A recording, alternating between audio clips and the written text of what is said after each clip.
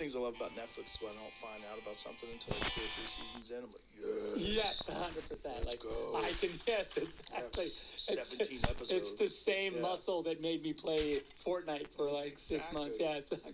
Well, if you have the time and a good series is bingeable, God, it's so satisfying. It's so satisfying. Yeah. I think we could do another. That's what I always say to my wife.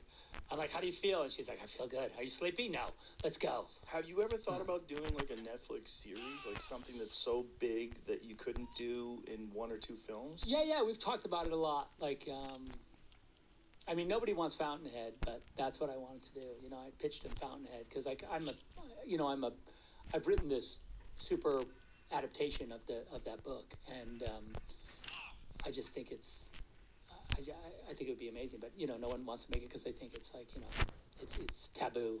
Ayn Rand is taboo. Well, why is she taboo? I don't know. She's taboo among the intelligentsia because they think she's a fascist, and they think the book's a fascist propaganda, piece of fascist propaganda. I that's not why I like the book. I'm like, look, I happen to just like it because it's to me it's a direct comment on making a movie. Right, it's a movie about an architect who won't. Of course, I like that. Like no movie director. I'm sure there's plenty of movie directors that don't like Fountainhead, but I just think that it just has it says so much. Ayn Rand wrote Fountainhead in direct response to being noted on a script that she had written, and she had been studying this movie about skyscrapers, and they told her she kept submitting versions of the script, and they kept noting her until it was unrecognizable, and then she was like, "This is what happens to work.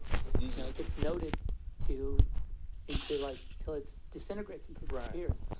And so that's one thing that I've always wanted to do, but I don't know that the world will allow that.